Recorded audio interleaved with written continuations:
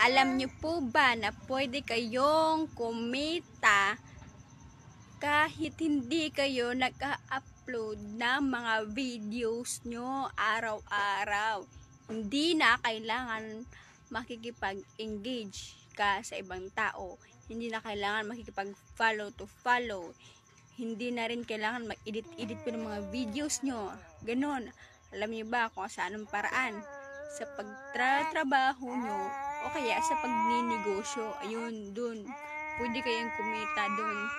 Pero naman, kapag sinipagan mo dito sa pag-reels, ay pwede pa maging mas malaki ang sahod mo sa mga ordinaryong empleyado. Yun, pwede na siya yung mga pang-financial o mas pwede ka na bumili ng house and lot, ganun. O, kapag masipag ka lang, wag ka lang tamad-tamad. Dapat lagi ka nag-upload.